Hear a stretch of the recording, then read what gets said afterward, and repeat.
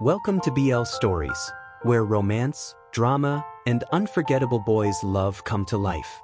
Love knows no limits, and the best stories aren't always straight. Subscribe now and join our growing BL-loving family.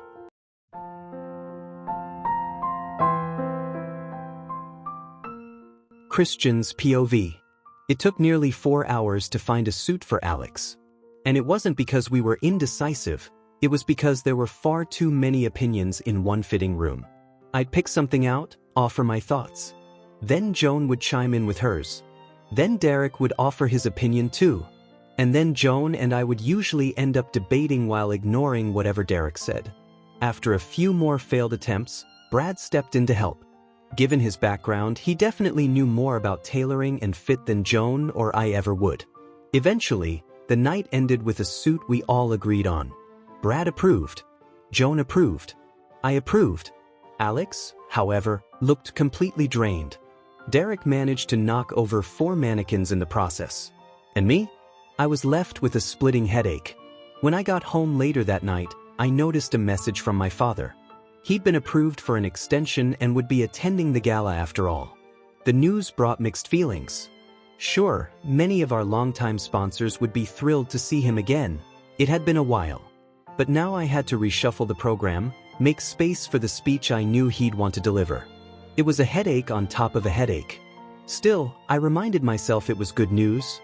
It gave Ivanov Corp a stronger, more unified image, especially in front of potential investors. As I started unpacking my briefcase, the desk phone rang. It wasn't my usual line, it was coming from another line in the house. "Hi Nathaniel," I answered. "Good evening, sir. I noticed you're home. I was in the courtyard when your car arrived. You have a call coming in from Regional. Would you like me to send it through?" he asked. "Yes, please. And could you also bring up a glass of iced whiskey? It's been one of those days." "Of course, sir. The caller will be connected shortly. I'll bring your drink up right away," Nathaniel said before the line clicked off. A few seconds later, a new voice came through. "Hello? I was hoping to reach Mr. Ivanov?" a woman asked. "This is he. May I ask who's speaking?" "Good evening, Mr. Ivanov. This is Sandy from the Regional Treatment Facility. I'm following up on a request submitted by Mr. Bradford Stevenson regarding Vanessa Hamilton. He mentioned you had made an inquiry about her initial treatment. The request came in just yesterday." Amid all the chaos of the day, Brad had actually submitted the request. I made a mental note to thank him later. "Yes, Sandy, thank you. Do you have any updates?" I asked. "Yes, sir. Vanessa has been stabilized and is currently receiving treatment for the overdose. However, she's refusing rehabilitation. We can't admit her without her consent." My hand tightened around a pen cap as she spoke. When she got to that last part, I must have pressed too hard, because the cap snapped off and flew across my desk. "Is there anything I can do?" I asked, trying to keep my tone calm despite the frustration in my chest. "Unfortunately, there's not much more we can do unless she agrees. She's scheduled to be discharged tomorrow at 1 p.m. You're welcome to visit her before then. I'd recommend speaking with her directly. See if you can encourage her to reconsider," Sandy said gently. "All right, I'll come in tomorrow morning. Please notify the staff." "Absolutely. One more thing. If she agrees to rehabilitation, should we continue billing the same account on file?" "Yes, please. Keep everything the same. If you need anything else, feel free to call." "Thank you, Mr. Ivanov. We'll see you in the morning. Wishing you a peaceful night." "You too, Sandy. Take care." As I hung up, a soft knock came at my door. Nathaniel, as always, waited until my calls ended before entering. Ever since the incident where he narrowly dodged a paperweight I threw during an intense call, he'd been cautious. To his credit, not only did he dodge it, he caught it. In midair. I still don't know how he did it. Ever since, he makes sure to knock first. I can't blame him. I did offer him a generous bonus after that, but he simply said, "I've been serving the Ivanovs for many years. I knew what I signed up for. And honestly, your father has a better aim." I couldn't help but smile at the memory. Nathaniel had been with our family for years, originally serving my father. After Dad left, he started assisting me. He'd looked after Brad and me since we were kids. If there was anyone I'd trust with my life, it was him. "How was the call?" he asked, setting the drink gently on my desk. "Not as I hoped," I said honestly. "Could you clear my morning schedule? I was supposed to visit my mother, but I won't be able to make it." "Of course, sir. Would you like me to arrange a driver? The regional facility is quite a distance. I'm sure your parents would appreciate you having someone with you." "Thank you, Nathaniel, but no. I think I need to do this one alone." He gave a firm nod, placed the glass neatly on a coaster, and began tidying up my desk. Just as he was about to leave, he paused. "Sir, are you sure you should be getting involved in Alex's personal matters? Some people prefer to keep their lives private." I looked up, meeting his eyes. Nathaniel had never given me bad advice before. Something told me he wasn't about to start now. "I just want to help," I said softly. He nodded again and quietly stepped out, leaving me alone to reflect on his words. Christian's POV. I woke up later than I'd planned. One glance at my alarm clock, and it hit me. I'd mistakenly set it for 7 o'clock in the evening, not 7 o'clock in the morning. So much for a calm and collected start to the day. I didn't even have time to change into a suit. I threw on a sweater and khakis and decided it would have to do. Downstairs, Nathaniel had already prepared 2 breakfast burritos, wrapped neatly in foil and sitting on the counter. A small sticky note was attached. "Call your mother when you can. And bring back some avocados. I want to make guacamole." I smirked. Nathaniel was one of the only people in my life who could get away with giving me tasks like this. Who's paying who again? I thought as I folded the note and slid it into my back pocket. I grabbed the burritos and headed for the garage. The drive felt endless. Traffic through the city was slow, and I found myself constantly checking the GPS. But once I made it past the congested areas and into the quieter outskirts, the trip felt smoother. Long stretches of farmland passed on either side of the road. The treatment facility was located far from the city, secluded, quiet. I'd chosen this center because they'd once helped a friend of mine years ago. Their program had structure, compassion, and just the right amount of tough love. I hoped the same would be true for Alex's mother. But as I neared the building, a wave of nervous energy crept in. What exactly am I going to say to her? How do you convince someone to accept help they think they don't need? I didn't have a plan. At this point, I was just going to have to go with my gut. The parking lot was mostly empty. I found a spot close to the entrance and walked in. The receptionist greeted me with a polite smile. "Good morning, sir. How may I help you?" Her nameplate read Cindy Matthews. "Hi, Cindy. I believe I have a scheduled meeting with Sandy to see Mrs. Hamilton today," I said. She typed quickly into her computer. "Yes, Mr. Ivanov. Vanessa Hamilton is scheduled for discharge today. She's still in her room having her vitals checked. Let me walk you there." Cindy led me through the facility's winding hallways. It had been years since I'd last stepped foot here, but nothing had changed. No matter how often you walked these corridors, they always felt like a maze. "She's in room 107. First door on your right," Cindy said before flashing a smile and heading back. The door was already open. Inside, a nurse was finishing a blood draw. She smiled when she saw me. "Right on time, Mr. Ivanov," she said. "I'm just going to take these samples to the lab. Sandy's in her office, and I'll bring her to you when I return, if that's all right." "That's perfect." "Thank you," I replied, stepping further inside. As soon as the nurse left, Vanessa turned toward me. "Who are you?" she asked, her tone cautious. I sat down in the chair across from her bed. "My name is Christian. I'm a friend of your son." She narrowed her eyes, thinking. "That nurse called you Mr. Ivanov. Do you work at Ivanov Corporation? Is that where Alex works?" I noticed her trying to discreetly pull down her sleeve, but not before I saw the scars, small punctures along her arms and even her neck. They made my stomach twist. "Yes," I said quietly. "I'm the CEO of Ivanov Corporation." Her eyes widened in surprise. There was no denying it. Alex got his eyes from her. But aside from that, they looked nothing alike. His hair was dark, hers light. His features sharp and strong. Hers were sunken, tired. She looked unwell. "What are you doing here?" she asked. "I came to help. I was the one who brought you here after your overdose a few days ago. I was told you're being discharged today, but that you declined rehab. I wanted to ask why." She frowned. "I don't need rehab. I just made a mistake. I'm fine. I don't need charity."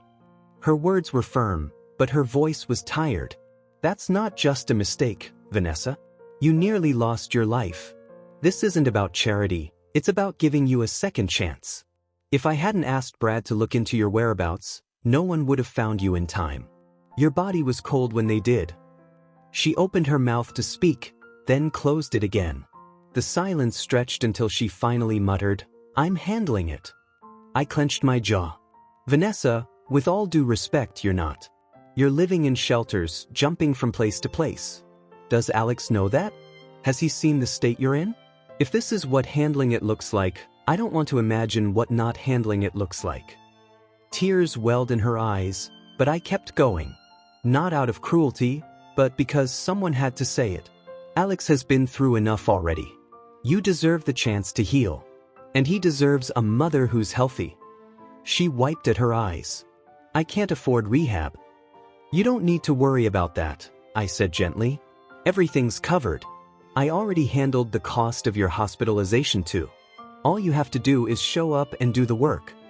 She fell silent again, eyes dropping to her hands. "I'll do it," she finally said. "But I have one request." I raised an eyebrow. "I want to attend the Ivanov Gala this year. I want to see my son." I leaned back, her words sinking in. It was risky. Early sobriety is a fragile state. One wrong environment, one overwhelming emotion, and a relapse could follow. I didn't know how Alex would respond to seeing her either. But what was my other option? Send her back to the streets? After a long pause, I gave her a slow nod. "All right," I said. "Alex, POV.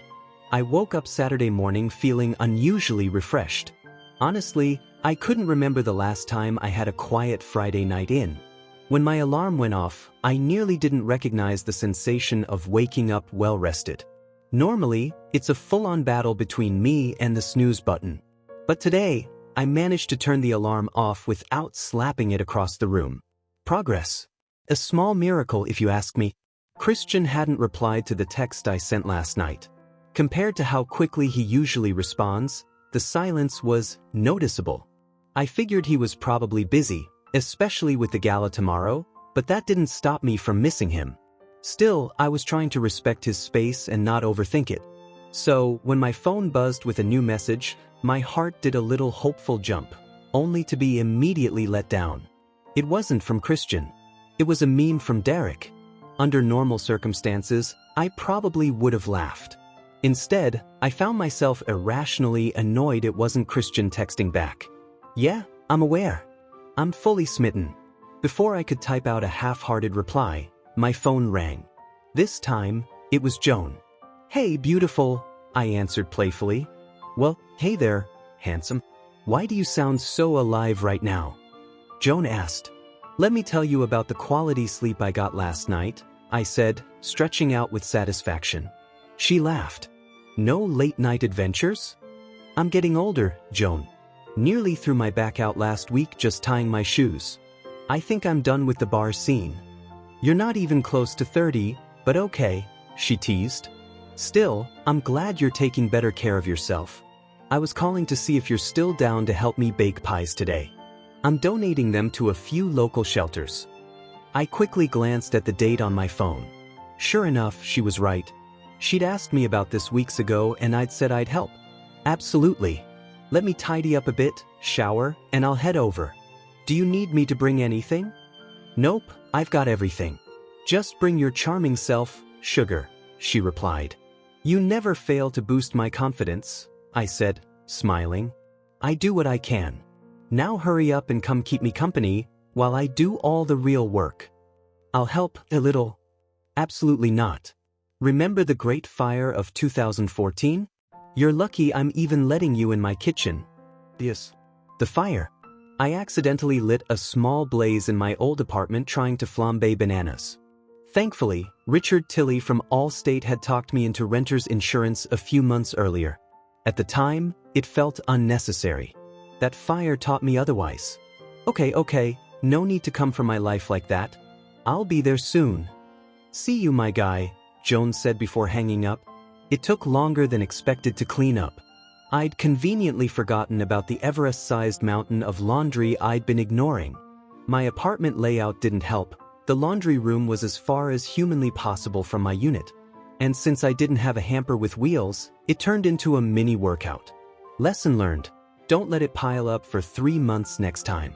By the time I'd finished and showered, it was already late afternoon.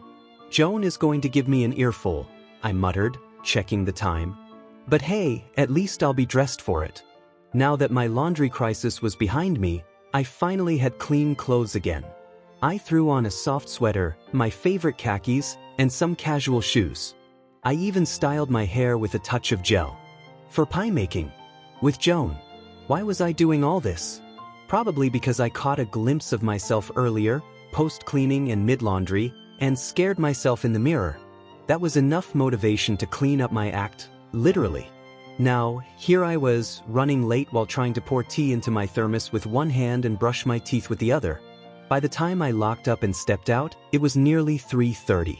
What I didn't expect to find at my front door was a pair of very familiar blue eyes. "Christian," I said, startled. "Hey," he smiled. "I was going to call, but I figured I'd just stop by. Thought maybe we could grab a bite to eat." Oh. The word "yes" was on the tip of my tongue, but I caught myself. "Actually, I'm heading to Jones. We're making pies." "Perfect. I'll drive." Christian weaved through Saturday traffic like we were on our way to a hospital delivery. Christian, yellow means slow down. "I think that's open to interpretation," he said with a smirk. "No. It's a traffic law, not a philosophical concept." He just winked at me. Before I could lecture him further about basic road safety, his phone rang. He answered via Bluetooth. "Hello," he said. "Hey, it's Brad," came the voice over the speaker. "What's up?" Christian asked. "Just wanted to touch base about the gala. We should probably run through the final details." "Oh, I'm heading to Jones with Alex. We're making pies." "Pies? With the gala literally tomorrow? And did you say Jones?" "Yeah, she lives nearby." "I'm almost there." She did not live nearby. Christian was just driving like he was in a video game. "Send me her address. I forgot to save it when I dropped her off last time." "You want to come make pies too? That doesn't seem like your vibe," Christian teased. "Also, you weren't invited." "Christian, you weren't invited either," I pointed out. He shushed me. "I'm coming over for work," Brad said. "Whatever helps you sleep at night," Christian replied, clearly grinning. "Just send me the address," Brad said, then hung up. Great. Now the whole crew was heading to Jones. I pulled out my phone and texted her. "Hey, Christian's coming too. That okay?" Her reply came almost instantly. "The more help, the better, especially since you'll be zero help in the kitchen. Derek just got here. We'll be there soon. Also, Brad's on his way too." Another ping. "You should have led with that, you twit. Now I've got to take this bonnet off my head and put on makeup. You jerk. See you soon." Doors unlocked. I chuckled. This pie-making party was turning into a full reunion. Alex's POV. "What's this?" Derek asked, pointing at a metal utensil on Joan's kitchen counter. "That's a whisk, Derek," Joan replied, raising an eyebrow. "Have you seriously never seen a whisk before?" Derek turned the utensil around like it was an ancient relic. "What does it even do?" We all stared at him, stunned. "It literally whisks," I said. Joan burst into laughter. "When's the last time you baked anything?" she asked him. "I think I made cookies with my mom once." "I was 6, he replied. Joan sighed dramatically and face-bombed, physically. The rest of us only did it mentally. "So, you and Alex? You two are officially banned from touching anything in the kitchen. Take a seat across the counter and just observe," Joan declared. "Christian? Brad? Neither of you know how to bake." Christian shook his head without hesitation. I can cook, but baking? Totally different world. Not my strength. I looked at him in mock disappointment. There went my dreams of us baking something romantic together. As if he read my mind, Christian leaned in and whispered, "Don't worry. I have a butler for that." I rolled my eyes. That wasn't the point. "Okay, moral support team it is," Joan said. "How about you, Brad?" Brad gave a small, confident grin. "Unlike these fine people, I actually can bake. Just tell me what you need and I'll handle it." Joan's smile turned sheepish as she handed him an apron. There was definitely a moment there. My inner romantic squealed. "What happened to reviewing work documents, Brad?" Christian chimed in. I kicked his leg under the counter and mouthed, "Stop blocking their moment." "I'm right here, Christian. I can multitask," Brad shot back, grabbing his laptop as Christian gave him a disapproving look. Joan waved Brad over to wash his hands while she prepped ingredients. The two of them looked surprisingly cute in matching aprons. Joan, by the way, looked amazing. She'd even done her edges to perfection. Brad noticed too. He kept sneaking glances at her. "What's your password?" Christian asked. Brad walked over to type it in, but Joan swatted his hands away. "Nope. You just washed those," she scolded. "Yeah, Brad. You just washed those," Christian added with a smug grin. "Fine," Brad grumbled. "It's wibbly-wobbly-to-me-wee." We all blinked. "Sorry, what?" Christian asked. "Wibbly-wobbly-to-me-wee," Brad mumbled again. "You're going to have to speak up," Christian said, grinning like he already knew. Brad sighed in defeat. "Wibbly-wobbly-timey-wimey." Christian nearly choked on laughter. "Still a proud Doctor Who fan, I see." "For your information, Doctor Who is fantastic," Brad retorted. "I actually second that," I added. I'd watched 6 seasons of the reboot and some of the classic episodes. It was quality sci-fi. "I don't think I've ever seen it," Joan said thoughtfully. "Maybe we could watch an episode together sometime?" Brad suggested casually. "I'd like that," Joan replied with a smile that was part shy, part flirty. My inner fanboy couldn't handle the cuteness. "If we finish the pies in time, we could all watch one tonight," Derek suggested. I gave him a sharp glare. "Read the room, Derek." The second later, he backtracked. "Actually, I just remembered I've got something I need to take care of." "Rain check." I nodded in approval. Derek had nearly crashed Brad and Joan's moment. The rest of the evening flowed easily. Brad and Christian chatted about the gala while Brad helped Joan prep the pies. Every now and then, Joan would struggle with slicing the apples, and Brad would step behind her to guide her hands. Totally rom-com level stuff. Christian and I exchanged knowing glances. They were adorable. When the pies were finally in the oven, I flopped down on Joan's futon for a quick nap. I didn't expect to knock out so hard, but the next thing I knew, gentle hands were waking me up. "Alex," Christian said softly. "Time to get up. The pies are done, and I think Brad and Joan are about to watch a movie together. We should probably give them some space." I rubbed my eyes and glanced outside. It was already dark. "What time is it?" "Almost 10, he replied. "Do you want to come back to my place tonight?" I was tempted, but I had actually done a deep clean of my apartment that day and felt weirdly proud of it. "Would you mind coming back to mine instead?" I asked. Christian's grin widened. "Not at all. Let's go." We said our goodbyes to Joan and Brad, and practically had to drag Derek out with us. He really wanted to stay for at least one episode, but I pulled him out by the ear. He had finally decided to end things with his off-the-rails girlfriend, and I reminded him we were just one call away, whether he needed emotional support or a first aid kit. He gave me a genuine thank you before driving off in his Prius. Christian and I slid into his car and headed to my apartment. I was starting to drift off again, but the warmth of Christian's hand resting gently on my thigh kept me grounded. My heart did that thing again, skipped a beat, fluttered a little too much. It had been too long since we had any real alone time. I missed his touch, his kiss, just being close to him. I could feel the electricity between us growing the closer we got to my place. We didn't talk much during the drive, just enjoyed the music, but every few minutes, Christian would steal a glance my way. And every time he did, I felt like my stomach was doing Olympic-level flips. Soon, he pulled into a spot near my building. "We're here," he said. His voice had a low, husky tone that made my breath catch. "It looks like it," I replied, my voice just as low. As we entered the building, his hand slipped into mine. We moved quickly, and by the time we got to the elevator, Christian was jabbing at the up button with uncharacteristic urgency. When the doors opened, he pulled me inside and mashed the close door button like a man on a mission. The moment the doors sealed shut, his lips found mine. There was no hesitation, just pure, pent-up longing. I melted into the kiss, matching his intensity. He pressed me against the wall, one hand at my back, the other tangled in my hair. I felt goosebumps spread up my arms as I lost myself in the moment. "Christian," I whispered as he trailed kisses along my jaw. His hands slid under my shirt, fingertips skimming my skin. The elevator stopped. He slowed, still close, still catching his breath. Our foreheads touched. We didn't say much as he led me to my apartment door. My fingers fumbled with the keys, especially as Christian leaned in and placed a soft kiss on my neck. I nearly dropped them entirely. "You're not helping," I murmured. He chuckled and gently took the keys from my hand, unlocking the door in one smooth motion.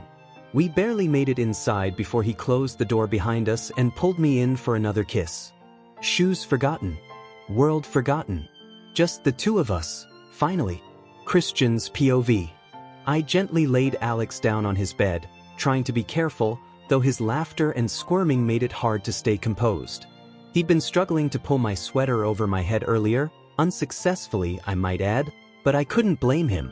The moment was full of clumsy urgency and too much anticipation. Once I had him settled, I slipped off both of our shoes and started tugging at my clothes. I could feel his gaze on me as I unbuttoned my jeans, a spark of mischief in his eyes. But before I could finish, Alex sat up and helped tug them down with a playful grin. "You're impatient," I said, raising an eyebrow. "Can you blame me?" he replied, cheeks flushed. I chuckled softly and reached for the hem of his shirt instead, easing it over his head. "Move up the bed," I said gently.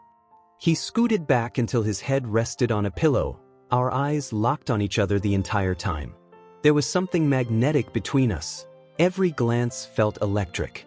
I climbed onto the bed, slowly making my way to his side.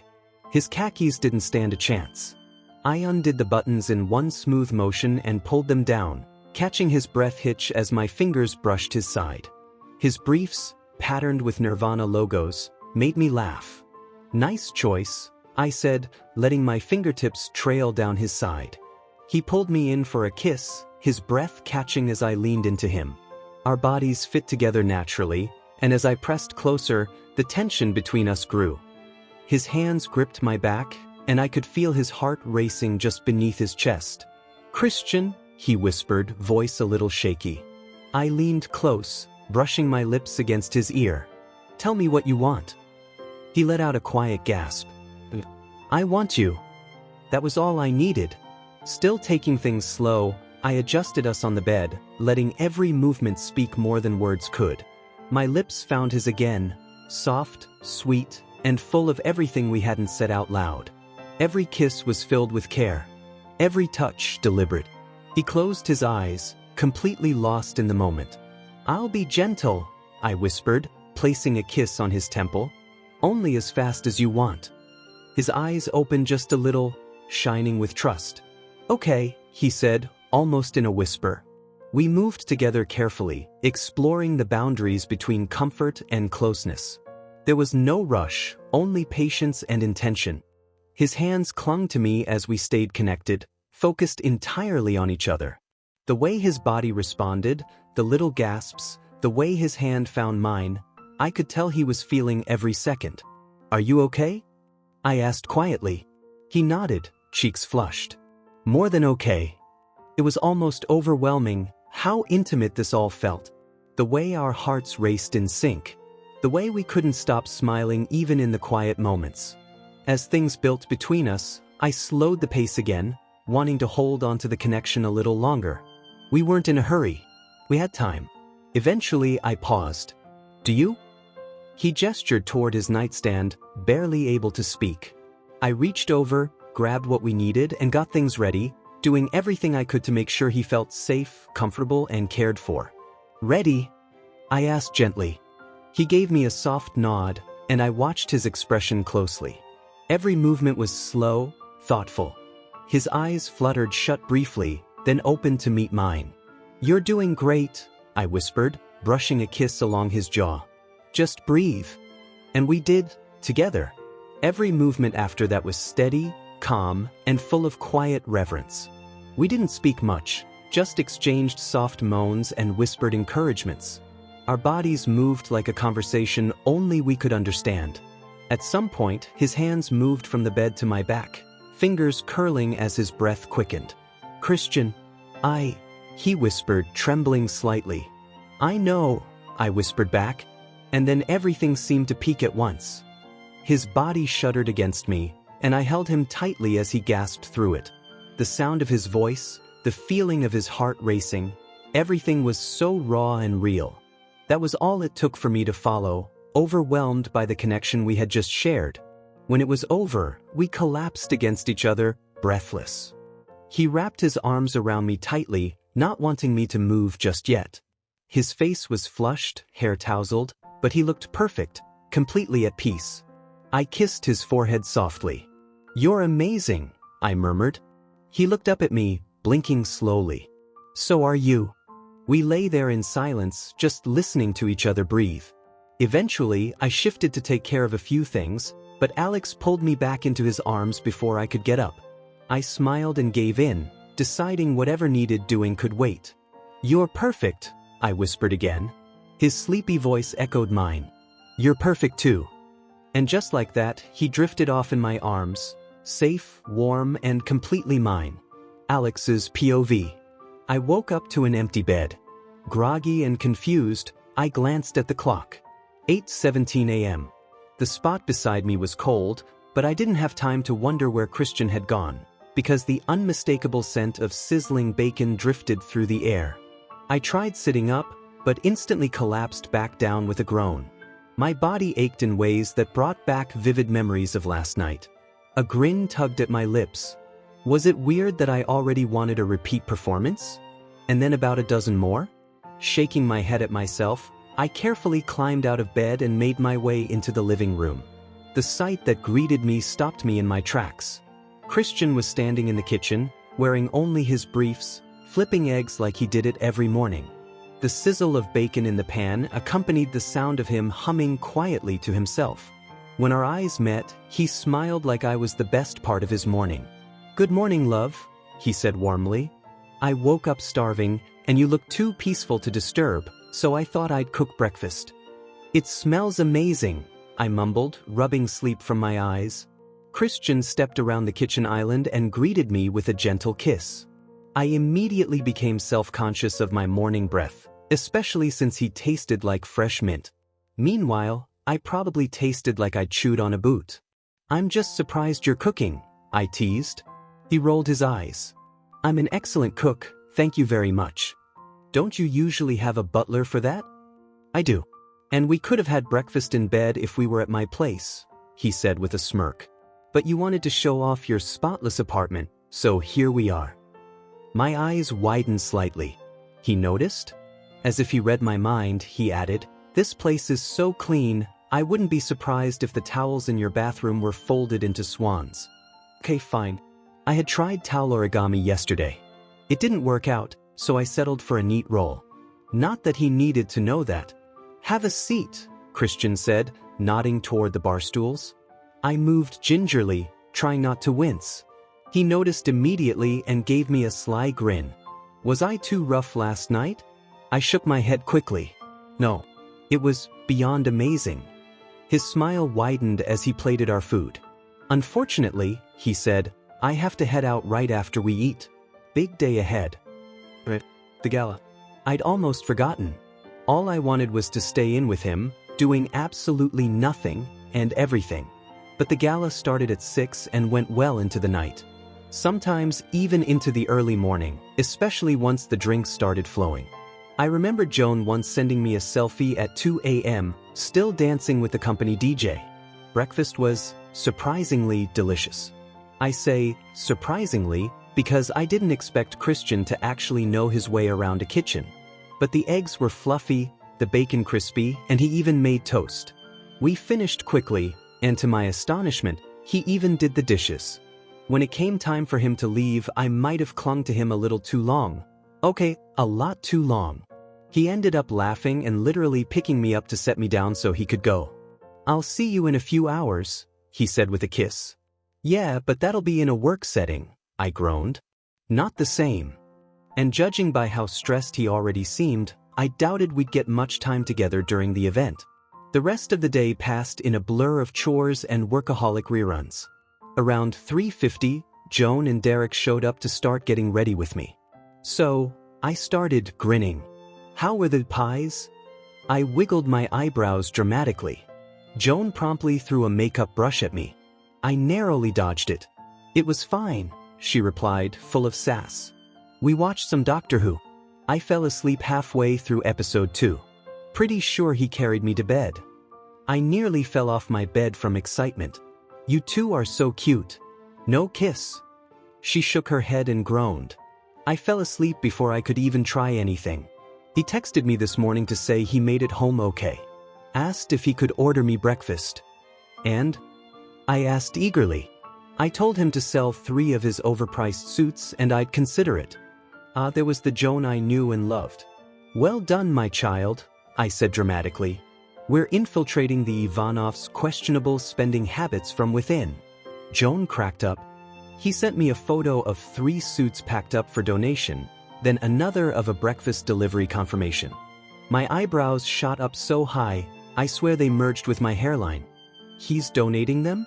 I mean, that's great, but those suits were probably more expensive than my rent. That's what I said. Joan called from the bathroom. Derek chimed in from beside me on the bed. "You know how much lo mein you can buy with one of those suits?" Joan didn't miss a beat. "Derek, the gala is fully catered. Save your appetite. There'll be fancy rich people food you'll pretend to hate but secretly love." Derek pouted dramatically. "She's right," I added.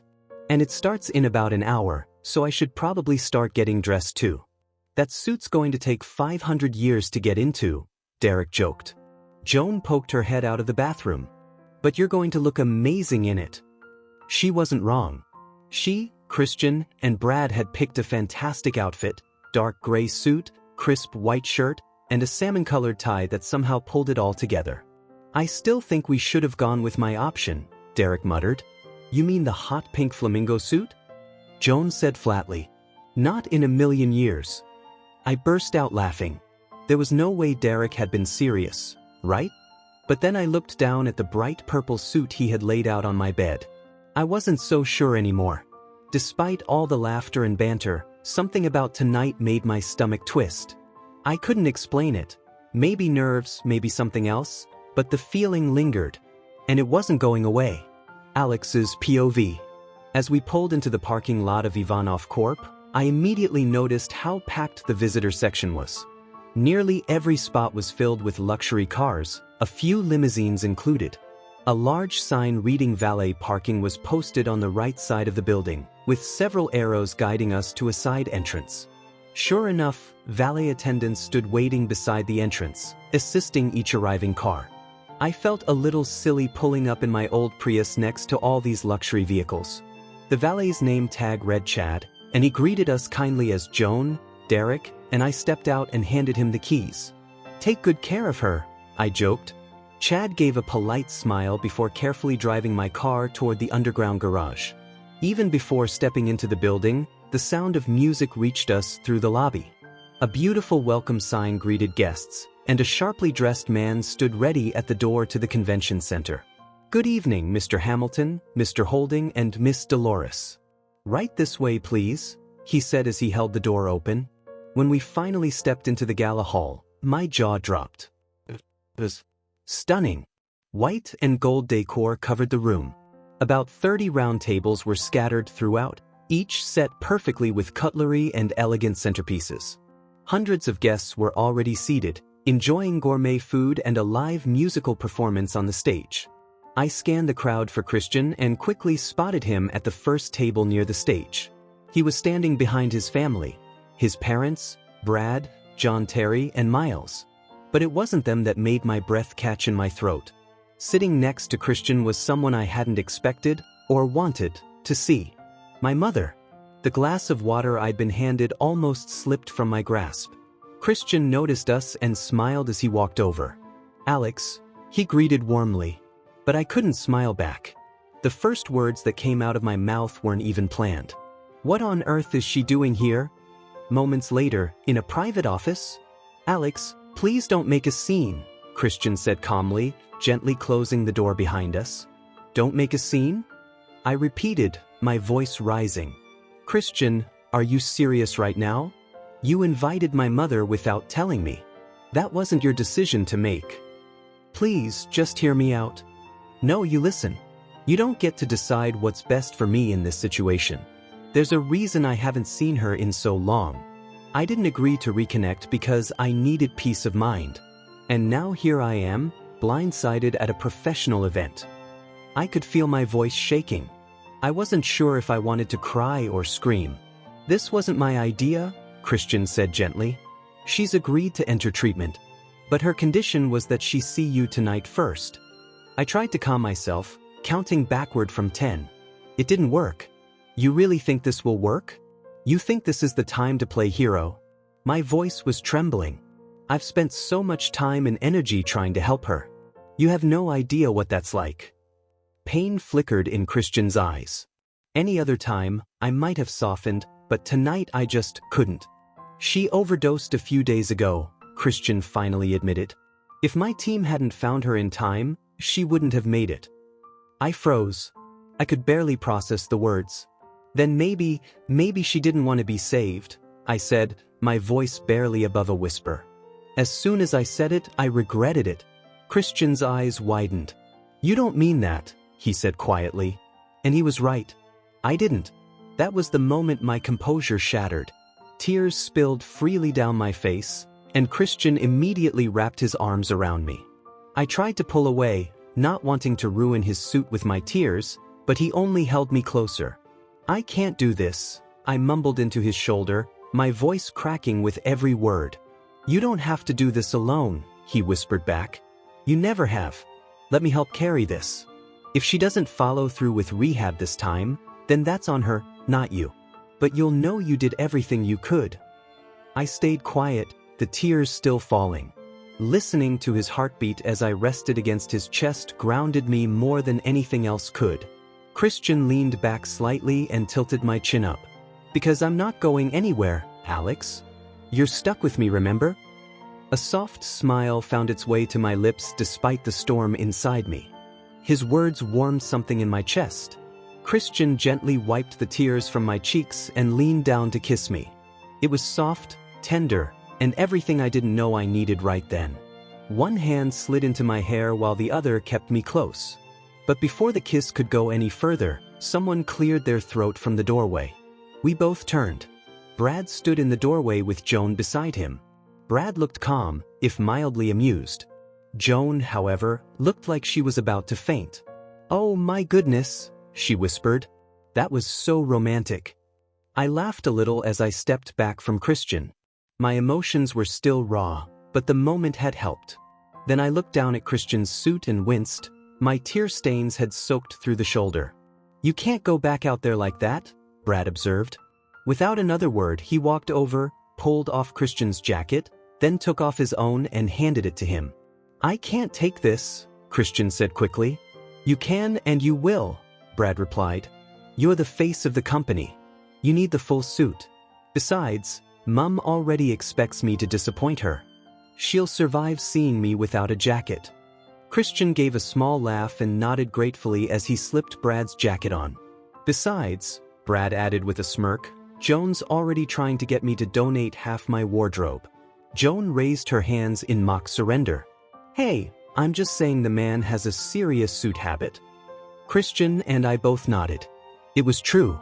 Brad clapped his hands together. "Shall we get back to the event?" Christian turned to me and offered his hand. Ready? He asked. I hesitated for a second, then took a deep breath. Fine. But if she says anything even remotely triggering, I make zero promises about staying quiet. Christian smiled at that, then gently took my hand in his. He didn't let go as we walked back into the gala, shoulder to shoulder, surrounded by hundreds of curious eyes.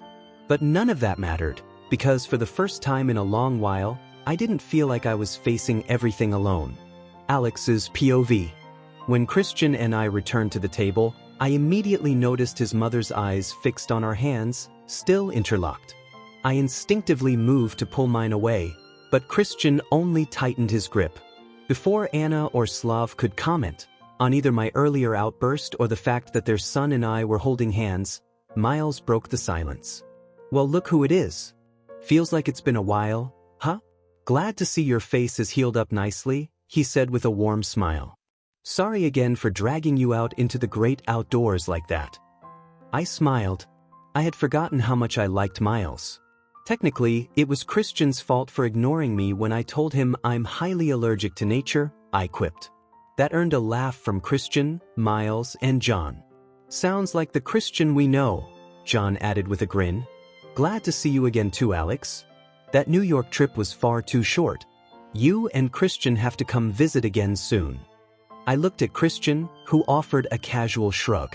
Whenever Alex has a free weekend, I'll make sure to turn it into a proper trip, he said smoothly. John lit up at that response. As I glanced around the table, a sense of warmth filled me. Miles and John had always made me feel welcome during my time working with Christian. I still didn't fully understand how this group had become so close to him, but I appreciated that they were part of his life. In a way, we both had strong circles now. My eyes drifted toward Joan, Derek, and Brad. Christian had been right. Sometimes it's okay to lean on your people. That comfort shattered the moment my gaze landed on my mother. The warmth I'd felt moments ago was quickly replaced by pain and a simmering frustration. She was dressed far more elegantly than she ever had been before. I could tell the gown was something the Ivanovs had provided. I leaned over to whisper in Christian's ear. Please make sure you collect that dress before my mother leaves. She's going to try and pawn it. I know it. Christian gave a firm nod. Already handled.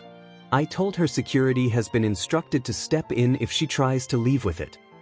Thank you, I murmured, just as the room began to applaud. Slav had taken the stage. That's my cue, Christian whispered. I'm just going to introduce my father. Be right back. His hand slipped from mine, and it felt colder without it. Still, I watched him with pride as he walked toward the stage. Even in Brad's suit jacket, he looked sharp. Why is Christian wearing your jacket? Anna asked Brad. I stopped breathing for a moment, unsure what Brad would say. I spilled wine on his earlier, he said coolly. Anna looked mildly annoyed but didn't press further. I made a mental note to thank Brad for that later. As Christian began to speak, my mother leaned slightly toward me from her seat beside him. He's a very handsome man, she whispered. I didn't respond. Christian's voice filled the hall. I want to thank you all for joining us tonight in support of Ivanov Corp., our family, and the strong foundation we're continuing to build together. While these galas have long been a tradition for our company, tonight I have the honor of introducing one of the original co-founders, someone many of you know well. He has since stepped down as CEO and passed that role on to me, while continuing his research efforts abroad. Tonight, he carved out time to join us, and I'm incredibly grateful for that. Now, anyone who knows my father knows there's not much I can say that will do him justice. So rather than try, I'll let him speak for himself. Please join me in welcoming my father, Bohuslav Dmitry Ivanov. A wave of applause erupted around the room, followed by a few chuckles at Christian's self-deprecating humor. I couldn't help but laugh too. The energy Christian and Slav shared on stage was magnetic. He really was his father's son. Just as Slav stepped up to begin his speech, my mother whispered, "I'm going to the restroom to freshen up," and quietly stood. I gave a slight nod without saying anything. Slav's voice was warm and grounded as he addressed the crowd. Good evening, ladies and gentlemen. It is truly a blessing to be here tonight and to see so many familiar faces. The journey of Ivanov Corp has been one filled with dedication, growth, and community, and seeing that reflected in this room is deeply humbling. I want to thank the original investors who believed in our vision, and also extend our gratitude to the new partners joining us tonight. This company was built with heart, hard work, and a shared dream, and tonight, we celebrate all of you who made that possible. His words were genuine, filled with emotion and gratitude, and the crowd responded with heartfelt applause. As I looked around the room, surrounded by people who had shaped the company and, in a strange way, my own life, Christian beside me, Joan and Brad nearby, I felt something I hadn't felt in a long time. I'd like to take a moment to highlight our recent partnership with Mavericks Corp and to recognize the work my son has done in building that relationship, Slav said as he addressed the room. Tonight is a celebration of everything we've accomplished together. If we haven't had a chance to speak yet, please find me before the evening ends so I can personally thank you for all you've done, for the company and for my family. He paused, scanning the room with a warm smile. Though I may no longer be steering the ship, it brings me immense joy to pass the torch to my son, Christian Ivanov. So please, drink and enjoy the evening. The room erupted in applause, louder than before.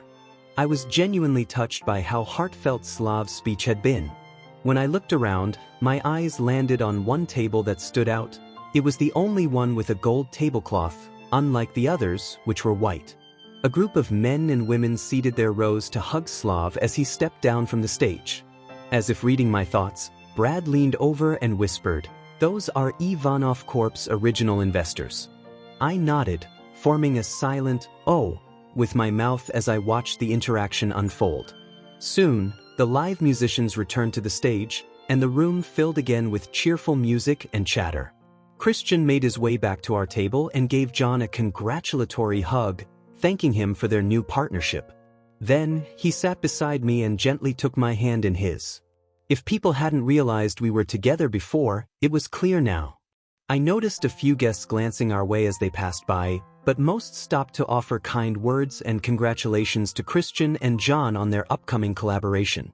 When the crowd finally thinned out a bit, Christian turned to me with a confused expression. "Where is your mom?" he asked, glancing at her empty chair. I blinked, realizing I hadn't seen her in a while. She said she was going to freshen up in the bathroom. Just as the words left my mouth, a loud crash echoed through the room.